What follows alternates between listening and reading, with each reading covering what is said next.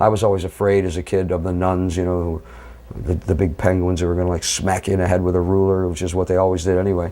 Or the fact that, you know, if you do something wrong, you're going to go to hell, and, you know, you're going to suffer terribly. And, whoa, I mean, give me a break here. What's going on? Ronnie James Dio, an immortal icon of metal, his voice was like a roaring thunder tearing through the darkness, carrying tales of warriors, lost souls, and dreams that never fade. The devil horns of Dio were not just a stage gesture. They were a declaration, an indelible mark on heavy metal culture. Dio was not merely a singer. He was the one who wrote the epic tales of rock and roll, embodying the indomitable spirit of the warriors he sang about. He revived Black Sabbath after the Ozzy Osbourne era, crafted mesmerizing anthems with Rainbow, and then built an empire under his own name. But every light comes with its shadow. While Dio's voice remained as powerful as the fires of hell, fate cast him into his final battle, one no one could escape: stomach cancer. The only enemy Dio could not defeat. Yet even in death, he lives on, through his songs, his symbols, and the unwavering faith of millions of fans. What made Dio who he was? What set him apart from thousands of other rock singers? How did a small-town boy from Portsmouth manage to shake the world? Let's embark on a journey to explore the legendary life of Ronnie James Dio, a legend that will never fade. Early life, before he became Ronnie James Dio, before his voice echoed through massive arenas, before the devil horns became the unmistakable symbol of heavy metal. He was just an ordinary boy named Ronald James Padavona. Growing up in a working-class Italian-American family with dreams yet to be named, he was born on July 10, 1942 in Portsmouth, New Hampshire. Dio was raised in a traditional household with strict discipline. His parents, Italian immigrants, carried with them an unbreakable work ethic and high expectations for their son. They believed in education, hard work, and above all, rising from nothing. But young Ronald quickly realized that the world did not belong to those who simply followed the path laid before them. From an early age, he showed a keen sensitivity to music. But the first instrument he picked up wasn't a guitar or a microphone. It was a trumpet. His family believed that this would provide him with a stable future, and Ronald dedicated himself to mastering it, becoming one of the top students in his school. Yet there was one thing neither he nor anyone else had fully realized. His voice was more powerful than any instrument he had ever touched. During his teenage years, Dio attended Cortland High School in New York. While his peers were busy with football games and weekend parties, he spent most of his time immersed in music. Rock and roll was rising, and Dio knew he belonged to it. As Elvis Presley and Little Richard shook the world, Ronald Padavona began dreaming of blazing stages. But to get there, he would have to take a road longer than anyone could imagine. With an ever-growing passion, he formed his first band, the Vegas Kings, which later evolved into Ronnie and the Rumblers, and then Ronnie and the Redcaps. This was when Ronald James Padavona disappeared, making way for the name the world would come to know, Ronnie James Dio. But the road to glory was never easy. Though he enrolled in college with the intention of studying pharmacy, he soon realized that textbooks could never hold back a soul meant for music. Defying his family's expectations, he dropped out of college to chase what he believed was his true destiny. From a school band trumpeter to a rebellious young man who dared to abandon a secure future for rock and roll, Dio was ready to write the first chapter of his legendary story. But little did he know, the road ahead would not only bring the bright lights of the stage, but also betrayal, crushing failures, and life-altering decisions. The gates of hell were opening, and Ronnie James Dio was about to step through. Early career. As rock music began to rise, Ronnie James Dio slowly found his path. But unlike the fortunate stars who suddenly shot to fame, Dio's journey was built through years of relentless honing, experimentation, failure, and resilience. He did not have a glorious beginning, nor was he predestined to become a legend. He only had an unyielding passion and a voice unlike any the world had ever heard before. In the late 1950s, Dio, still known as Ronald Padavona, started his career as a bassist in the band Ronnie and the Redcaps. They played traditional rock and roll, simple songs that captured the spirit of the era. But Dio quickly realized he could not remain in the shadows. When the band began recording its first singles, his voice started to emerge. The 1958 song Lover marked the first recorded notes of his career, but it wasn't enough. Dio didn't just want to be part of the rock and roll movement. He wanted to create music that was uniquely his own. By the 1960s, the band evolved into the Electric Elves, later shortened to ELF, signaling a shift from rock and roll to blues rock. During this time, Dio began to establish himself not just as a singer, but as a storyteller through music. His voice had something rare, not just power and resonance, but an extraordinary depth. Dio didn't just sing. He painted vivid images, narrating stories with every note. This unique quality helped ELF carve out a small but growing presence in the music world, opening doors to bigger opportunities. The turning point came when ELF was chosen as the opening act for Deep Purple's tours. For any unknown band, this was a chance to reach a wider audience. But for Dio, it was a defining moment. Standing before thousands of electrified fans, he was no longer just a singer on stage. He was a force, a commanding presence that demanded attention. And it wasn't just the audience who took notice. One man was particularly captivated by his voice, Ritchie Blackmore, the legendary guitarist of Deep Purple. Blackmore was unlike most musicians. He was arrogant, notoriously difficult to please, and not easily impressed. But the moment he heard Dio sing, he knew he had found something extraordinary, a voice unlike any before it, a sound that could bring ancient legends to life, a voice destined to sing of warriors, darkness, and cursed souls. This was exactly what Blackmore had been searching for, and this was the moment Dio's fate took an unexpected turn. Not long after, Blackmore left Deep Purple due to internal conflict. He wanted to create a band entirely shaped by his own vision, something more powerful, more mystical, and free from any creative constraints. And the only person who could help him bring this vision to life was Dio. From this, Rainbow was born, and Dio's voice would no longer be confined to small stages. It would thunder like a storm, heralding a new era of hard rock and heavy metal. But was this his final destination, or merely another chapter in a journey filled with betrayals, challenges, and unfinished dreams? Rainbow Era. In 1975, Blackmore selected members of ELF to record his debut album.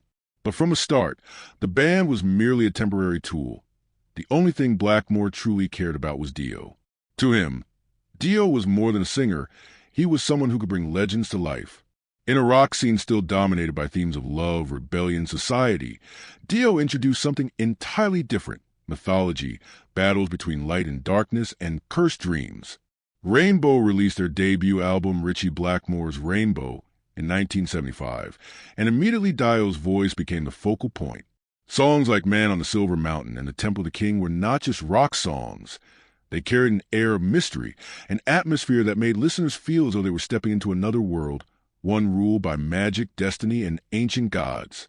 Blackmore had found the perfect vocalist, and Dio had finally discovered a place where his voice could truly shine. But this was only the beginning. If their debut album was an experiment, Rising 1976 was a decoration. This was the album where Dio and Blackmore reached their peak, creating music that was not just powerful, but cinematic, like an epic tale brought to life.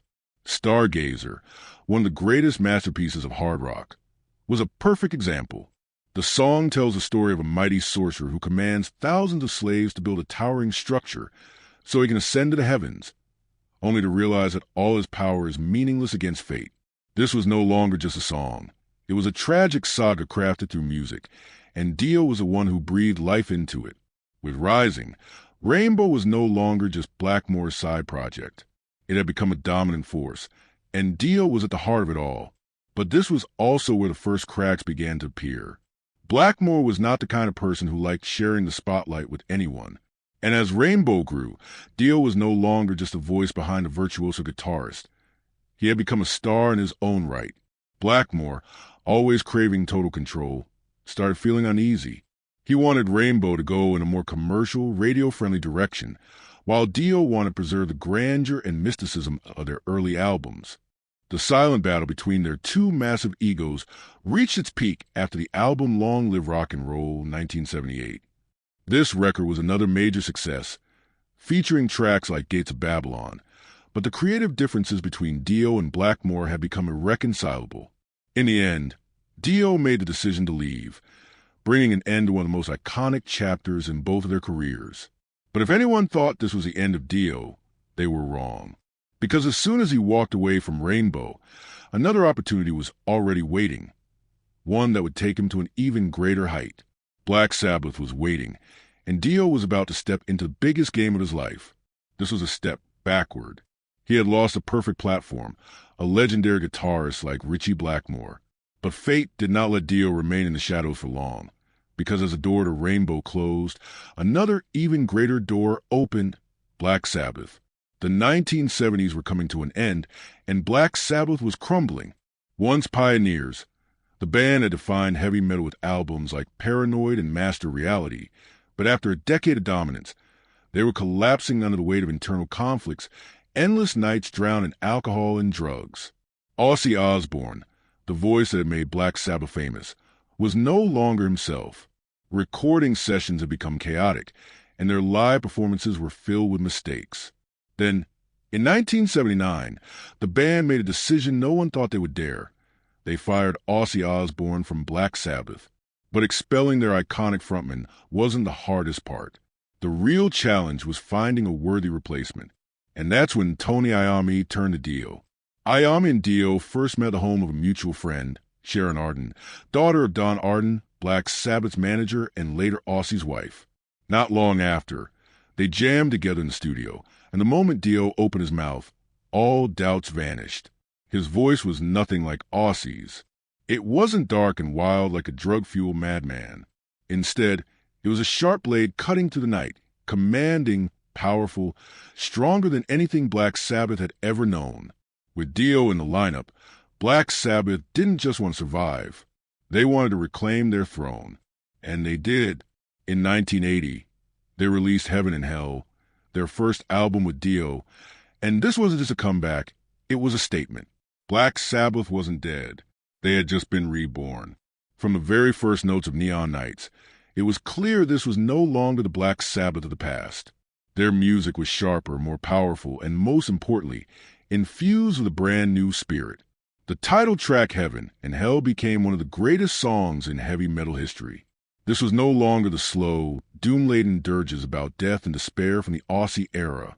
This was an epic saga, a battle between heaven and hell, between light and darkness, exactly the kind of world Dio had always sung about since his Rainbow days. Dio didn't just sing. He transformed every word into a battle, every note into a prophecy. With his thunderous voice, he turned Black Sabbath from a band on the brink of ruin into an unstoppable force once more. Heaven and Hell sold more copies than any Black Sabbath album since Sabotage, 1975.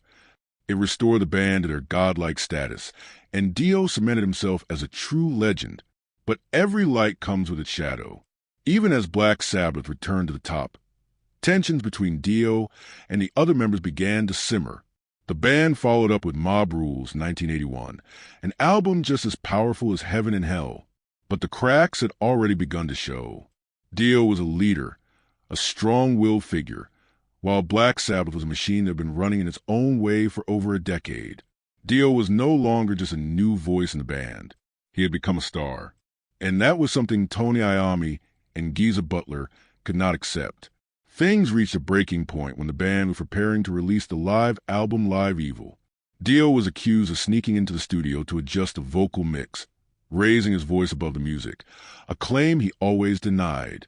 But regardless of the truth, trust between Dio and Black Sabbath had shattered. In 1982, Dio left Black Sabbath, taking drummer Vinny Appice with him to form a new band, one that would bear his own name, Dio. Black Sabbath fell into disarray once again.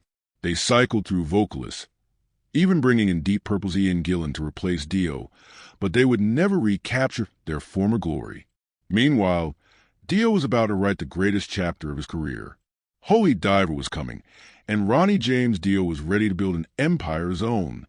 Dio Band, Holy Diver, and Glorious Independence. Ronnie James Dio was never one to surrender. He left Black Sabbath not because of failure, but because he refused to stand in anyone's shadow. Stepping away from one of the greatest bands in metal history, Dio didn't look back. He looked forward, ready to write a new chapter under his own name. In 1982, Dio formed his own band, Dio, bringing along drummer Vinny Appice, who had worked with him on Mob Rules during his Black Sabbath tenure. But Dio knew he needed more. He needed a guitarist who could craft music that was powerful, epic, yet filled with emotion. That's where he found Vivian Campbell, a young, talented guitarist, waiting for his moment to explode onto the scene. On bass, he recruited Jimmy Bain, his former bandmate from Rainbow. The foundation was set. The band Dio was officially born. Dio wasted no time. Immediately, he and his bandmates dove into the studio to create their debut album, a record that he knew would define his entire solo career. And he did not disappoint. Because the moment that album was released, the world of metal changed forever. On May 25, 1983, Holy Diver was unleashed upon the world. From a very first note, it was clear this was no ordinary metal album. This was a declaration. The album opened with Stand Up and Shout, an electrifying, high-energy track that delivered a clear message from Dio. Stand up and shout. Let the world know who you are. This was not the bleak doom of Black Sabbath. This was a battle cry, the rise of a new force in metal. Then came Holy Diver.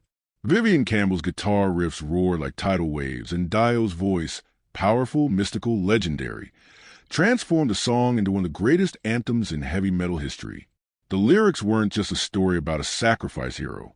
They were a symbol of fate, sacrifice, and the unseen forces lurking in the darkness. But Holy Diver wasn't just about one-hit song. Rainbow in the Dark, one of Dio's most iconic tracks, proved that he wasn't just a master of mythical storytelling.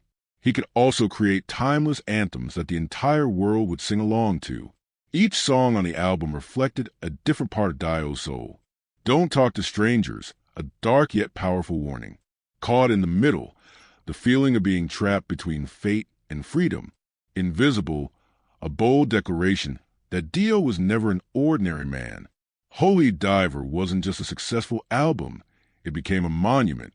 Upon its release, it achieved platinum status, placing Dio among the ranks of the greatest solo metal legends.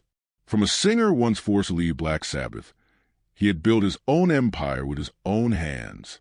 Dio stood at the peak, but the peak is never an easy place to stay. The success of Holy Diver opened doors for Dio, but it also brought challenges he had never faced before. In 1984, he released The Last in Line, an album that matched Holy Diver in both intensity and success. The title track, along with We Rock and Mystery, cemented Dio's status as an unstoppable force in heavy metal. But behind the scenes, internal conflicts began to emerge. Vivian Campbell, the guitarist who played a crucial role in Dio's rise, started feeling sidelined as Dio took greater control over the band. Financial disputes and creative tensions escalated, from minor disagreements into a full-blown battle. By 1986, Campbell left the band. His replacement, Craig Goldie, brought a fresh dynamic, but the departure of Campbell left a crack in the band's foundation.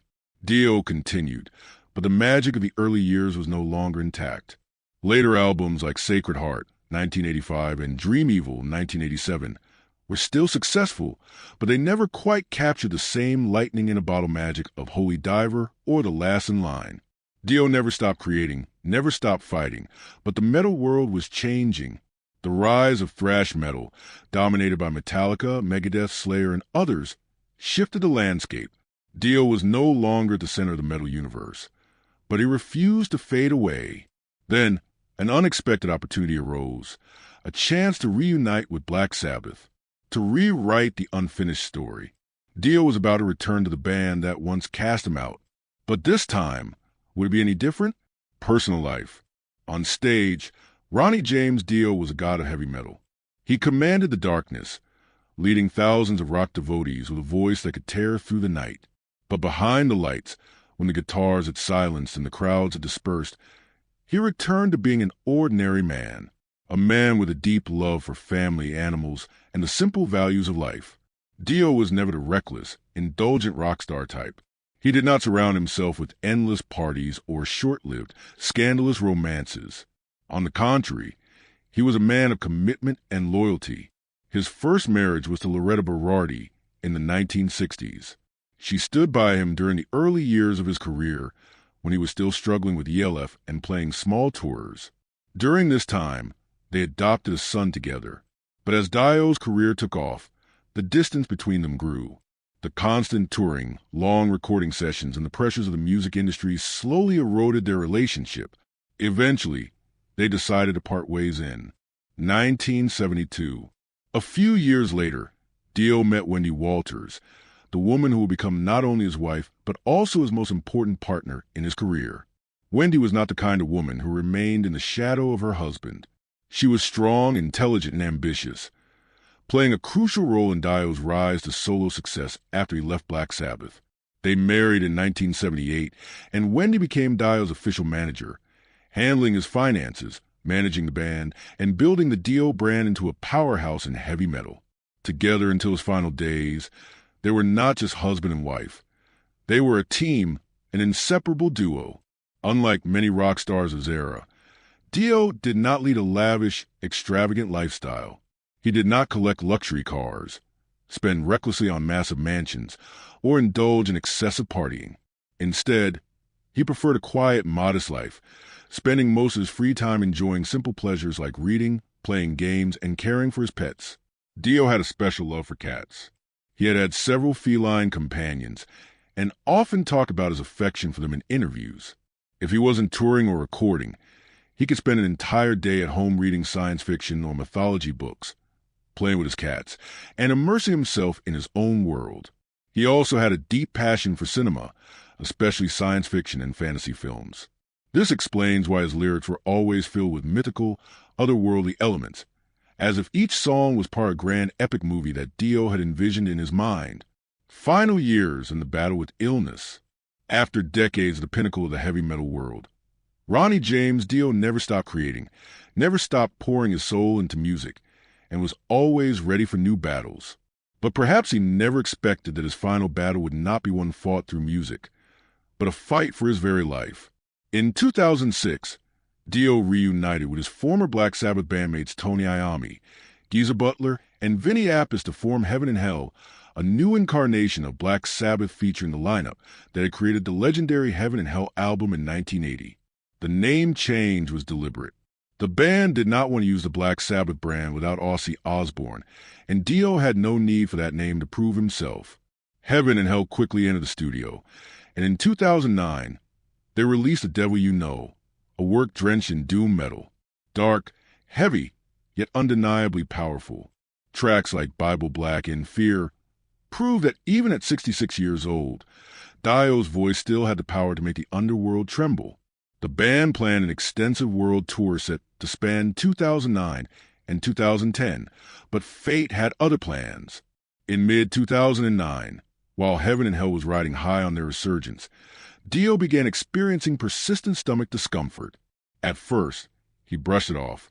After decades of touring, he was used to minor pains and fatigue after performances. But this time, it didn't go away. In November 2009, at the urging of his wife and manager Wendy Dio, he finally went for a medical checkup. The diagnosis shattered everything. Late-stage stomach cancer, an unforgiving disease with an extremely low survival rate if detected too late. For many, this would have been the end. But Dio was never one to bow down. He did not panic, did not despair, and did not curse his fate. Instead, he charged into battle with the spirit of a warrior. The moment he received the news, Dio immediately began chemotherapy at MD Anderson Cancer Center in Houston, Texas. Each treatment drained him, but he never let the disease defeat his will. During this time, Wendy Dio became his unwavering pillar of strength. She devoted herself entirely to her husband, ensuring that he remained mentally strong. Friends like Tony Iommi, Geezer Butler, and many other colleagues frequently visited, offering their love and support. But no matter how many prayers were said, no matter how much encouragement he received, Dio's body continued to weaken. By early 2010, his condition had significantly deteriorated. He still made appearances at events and engaged with his fans, but the energy he once had was fading. Eventually, Heaven and Hell had to cancel their upcoming tour, something Dio had never wanted, but had no choice but to accept.